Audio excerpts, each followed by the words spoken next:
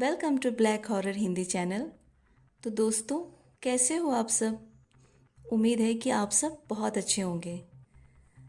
दोस्तों, ये कहानी है उस बदले की जिसमें दिखाया गया है कि कैसे समाज में हमारी रक्षा और हमारी आवाज़ को लोगों तक पहुंचाने वाले तंत्र में जब कुछ असामाजिक और हानिकारक लोग आ जाते हैं तो कैसे वो तंत्र बर्बाद हो जाता है और कैसे आम लोगों को इस तरह से जूझना पड़ता है और अपनी बेवजह बलि देनी पड़ती है।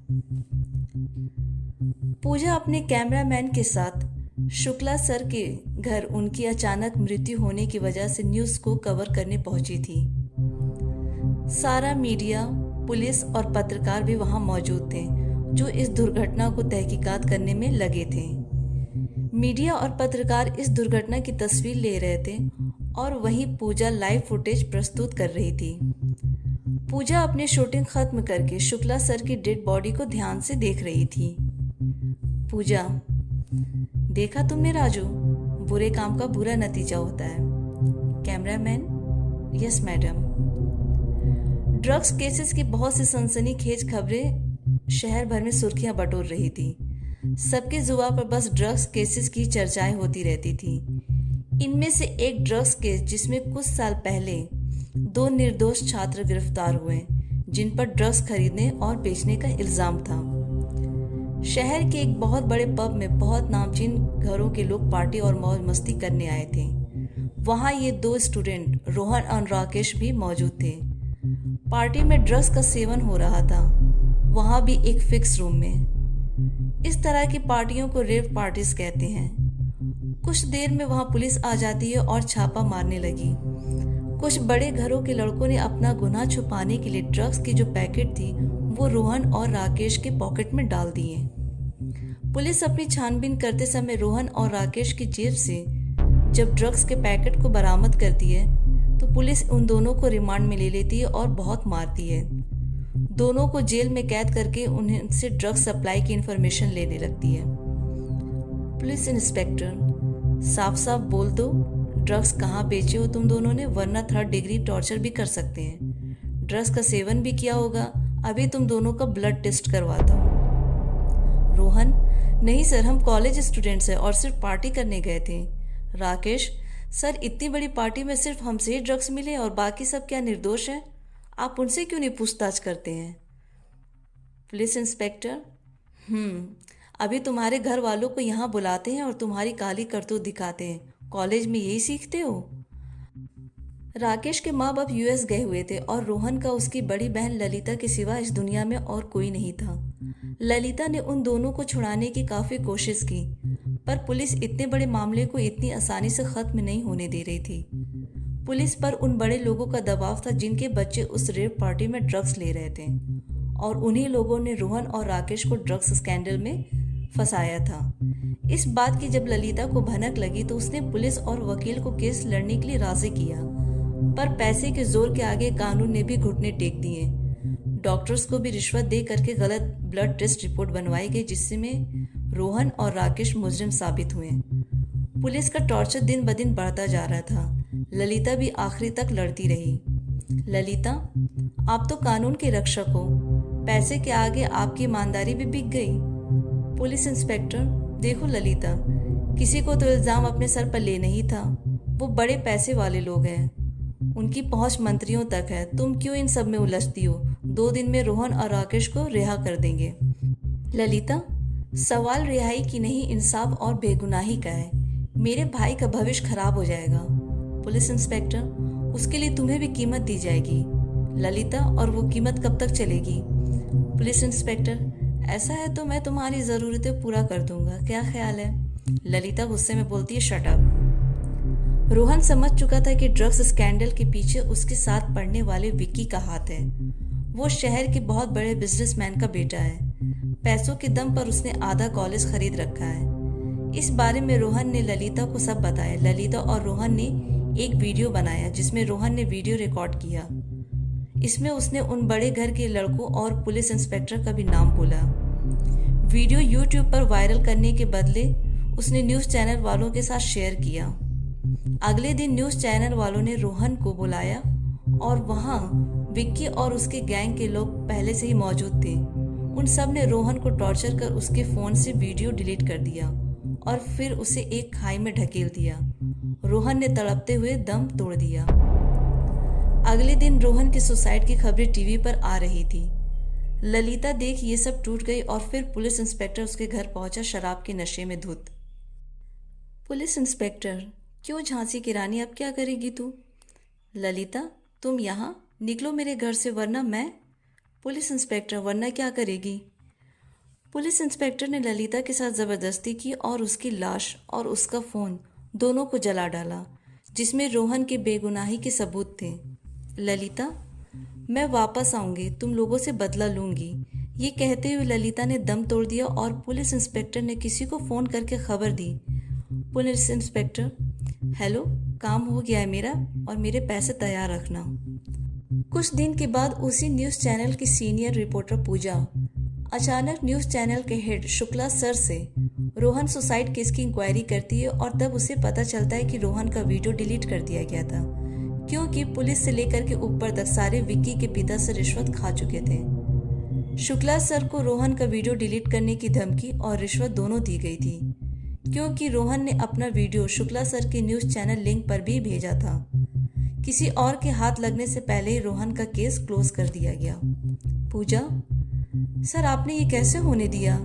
हमें शर्म आनी चाहिए कि हमने उन दो छात्रों की कोई मदद नहीं की। अगर उनकी जगह आपके या मेरे घर वाले होते तो क्या आप भी ये होने देते? कहीं इसकी आप लोगों की कोई भारी कीमत ना चुकानी पड़े। शुक्ला सर, तुम मुझे मत सिखाओ वरना तुम्हारी नौकरी जाएगी। रोहन के वीडियो को भूल जाओ, अपने काम पर ध्यान दो। एक दिन उसी पुलिस इंस्पेक्टर का फोन आया जिसने ललिता की हत्या की थी। वो अब शहर का सुपर कॉप बन गया था। पुलिस इंस्पेक्टर, शुक्ला जी, कैसा चल रहा है आपकी खबरों का सिलसिला? शुक्ला सर, जी ठीक है, पर आज हमारे चैनल की सीनियर रिपोर्टर पूजा ने अचानक रोहन सुसाइड केस की इंक्वायरी निकाली और मैंने उसे सब बताया। पुलिस इंस्पेक्टर, क्या? अरे क्यों अपने पैरों पर कुल्हाड़ी मारने पर तुले हुए हो? अगर पूजा ने ये बात फैला दी तो? शुक्ला सर, नहीं, वो भरोसे वाली लड़की है। मुझसे पूछे बिना वो कोई काम नहीं करती। बड़े लोगों के इंटरव्यूज के लिए भी मैं उसे ही चुनता हूँ। यहाँ पूजा आईटी एक्सपर्ट की मदद से रोहन के वीडियो की लिंक ढूंढ लेती है और पूरे वीडियो को देखते ही उसे एक आइडिया आया। पूजा, शुक्ला सर, रोहन के वीडियो को अगर हम अपने चैनल पर दिखाएंगे तो हमारी टीआरपी बढ़ेगी। शुक्ला सर, नहीं पूजा, तुम जानती हो कि मुझे बहुत बड़ी कीमत मिली है। अरे इस वीडियो को डिलीट करने पर हमारे चैनल को कितनी कामयाबी मिली है, तुम भूल गई क्या? पूजा, सर वीडियो की एडिटिंग कर लेंगे और फिर देखना कैसे टीआरपी बढ़ती है अपने चैनल की।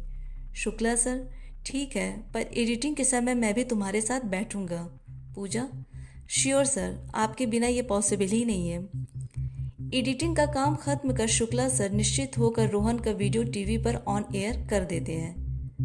जब ये न्यूज़ टीवी पर ऑन एयर हुई तो न्यूज़ कवरेज के बीच में ही रोहन का असली वीडियो बार बार प्ले हो रहा था। ये वीडियो हर 10 मिनट में अपने आप ही बाकी खबरों के साथ बीच बीच में प्ले हो रहा था। पूजा, अरे हमने तो एडिटिंग की थी, फिर ये क्या? कैमरामैन, जी मैडम, अब शुक्ला सर को हम क्या जवाब देंगे?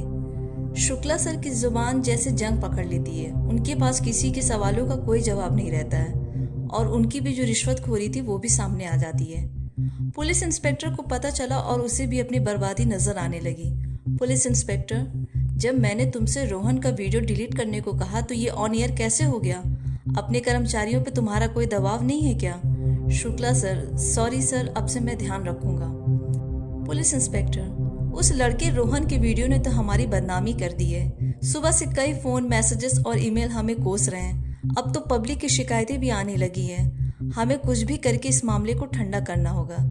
ये कह के पुलिस इंस्पेक्टर फोन रख देता है और उसी रात पुलिस इंस्पेक्टर अपने काम से लौटकर घर में आराम कर रहा था। वो अपने कमरे में अकेला बैठा और शराब पी रहा था। अचानक रात के 1 बजे उसका फोन बजा।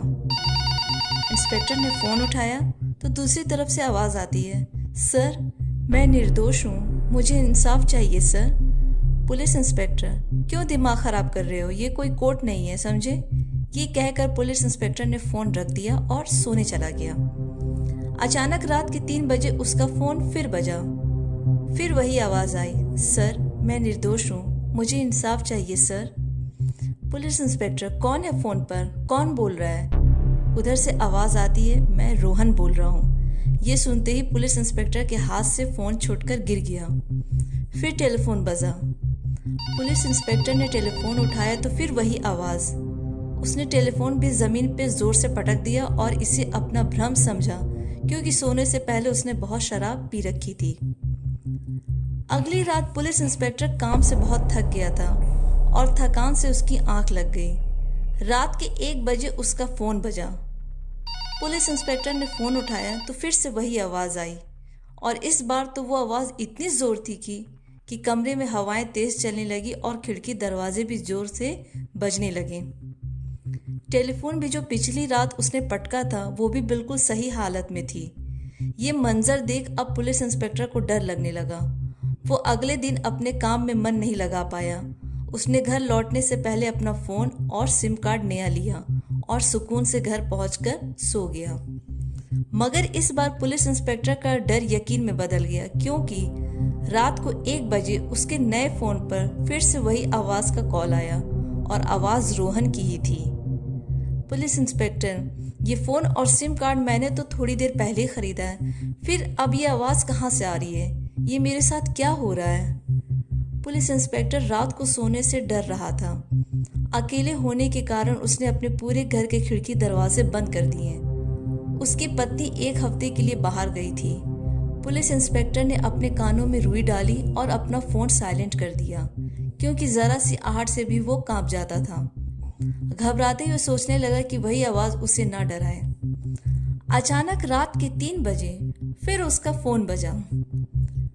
पुलिस इंस्पेक्टर इस बार बहुत डर गया था, क्योंकि फ़ोन साइलेंट होने पर भी कैसे रिंग हो रहा था। फ़ोन उठाने पर वापस वही रोहन की आवाज़ थी। इस बार वो आवाज़ इतनी भयानक थी कि पुलिस इंस्पेक्टर के कानों से खून निकलने लगा, और जो रुई उसने कानों में रखी थी वो भी बाहर निकल गई।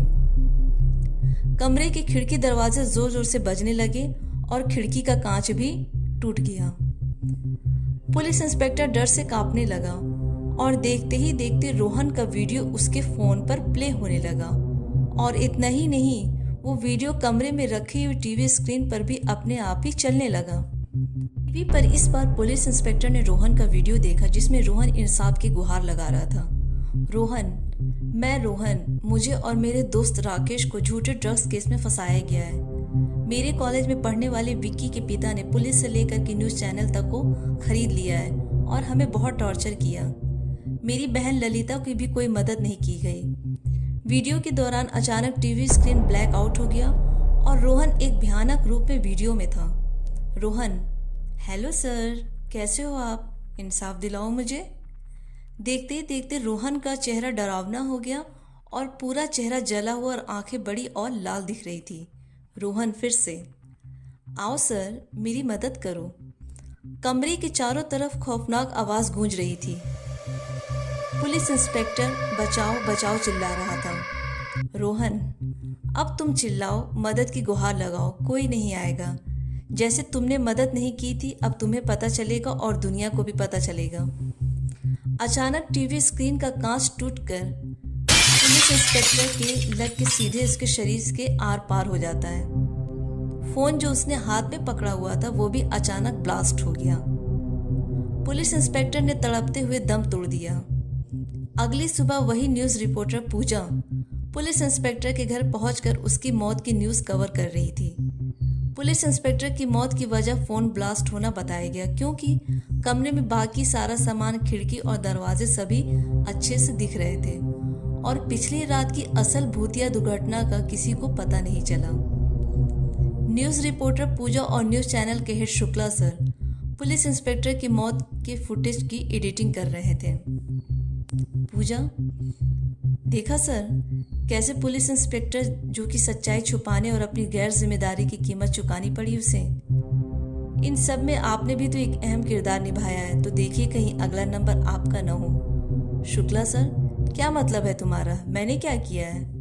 कुछ नहीं सर, कई बार हम नहीं कुछ करके भी बहुत कुछ कर देते हैं, एक बहुत बड़ी अनहोनी को दावत देते हैं। शुक्ला सर, तुम कहना क्या चाहती हो? पूजा, मेरी उस दिन की चेतावनी को याद रखें और अपना ख्याल रखें। शुक्ला सर का इस बात पर कोई जवाब नहीं था और वो सोच में पड़ गए। 2 दिन के बाद शुक्ला सर का भी रात में 1 बजे फ़ोन बजा। जब वो फ़ोन रिसीव करते तो उधर से आवाज़ आती है कि मेरी मदद करो। शुक्ला सर बोलते हैं, कौन है, कौन बोल रहा है? Hello hello. ये कहते हैं वो अचानक गिर पड़े और उनके कानों से खून बहने लगा। उसी समय उन्होंने दम तोड़ दिया। अगले दिन पूजा अखबार में शुक्ला सर की मौत की खबर पढ़ते हुए किसी की तरफ इशारा करती है और वो और कोई नहीं, ललिता थी। पूजा ललिता की बेस्ट फ्रेंड थी। शहर से बाहर होने की वजह से वो उस रात ललिता की कोई मदद नहीं कर पाई थी। ललिता उसे बोलती है, ये सब तुम्हारे बिना संभव न होता अगर उस रात तुम मुझे बचाने नहीं आती। पूजा, ये सब मेरी गैर हाजिरी में हुआ है और मैंने भी इनको सबक सिखाने की ठान ली थी। पूजा उस रात ललिता के घर पहुंची तो उसने ललिता को जली हुई हालत में पाया था। फौरन अस्पताल में इलाज करवाने से ललिता की जान तो बच गई, मगर उसका आधा शरीर जल चुका था। व्हील चेयर पर बैठी उसने पूजा को पुलिस इंस्पेक्टर और शुक्ला सर को मारने में मदद की थी। पूजा और ललिता आपस में बात कर रहे थे कि कैसे पूजा ने पुलिस इंस्पेक्टर और शुक्ला सर को मारा था। पूजा ने पुलिस इंस्पेक्टर पर नजर रखी थी और फिर उसके फोन से छेड़छाड़ करके उसे डराना, टीवी स्क्रीन पर रोहन का वीडियो प्ले करना और फिर टीवी का कांच तोड़कर पुलिस इंस्पेक्टर को मारना, ये सब पूजा ने मोबाइल मैकेनिक, IT एक्सपर्ट और इंटरनेट से जानकारी लेकर के किया और शुक्ला सर को भी मौत की घाट उतार दिया। पूजा बोलती है, रोहन मेरा भी भाई था। मुझ अनाथ को तुमने अपने परिवार का हिस्सा बनाया, इसलिए ये सब मुझे करना ही था। शुक्ला सर का भरोसा जीत के मैंने अपना रास्ता आसान बनाया। ललिता बोलती है, दोस्त हो तो तुम जैसी। पूजा ललिता का इलाज करवाना जारी रखती है और शुक्ला सर की न्यूज़ चैनल कंपनी भी बंद हो गई क्योंकि देश की जनता ने इस चैनल का बहुत विरोध किया था। इसी के साथ रोहन को भी इंसाफ मिल जाता है। दोस्तों, कैसी लगी आपको ये स्टोरी हमें कमेंट बॉक्स में ज़रूर बताएं। अगर आपको ये वीडियो पसंद आई है तो इसे प्लीज़ लाइक और शेयर करें और अगर आप चैनल पे नए हैं और अगर आपने चैनल को सब्सक्राइब नहीं किया है तो प्लीज़ इस चैनल को जल्दी से सब्सक्राइब कर लें और जो बगल में बेल आइकन उस पर क्लिक कर लें ताकि अगले वीडियो की नोटिफिकेशन आपको मिल सके। और अगर आप चाहते हैं कि आपकी स्टोरी को मैं अपनी आवाज़ दूँ तो आप अपनी स्टोरी मुझे मेरे email ID या मेरे Instagram ID पे मुझे भेज सकते हैं। दोनों का लिंक मैंने डिस्क्रिप्शन बॉक्स में दे दिया है। तब तक के लिए बाय एंड टेक केयर।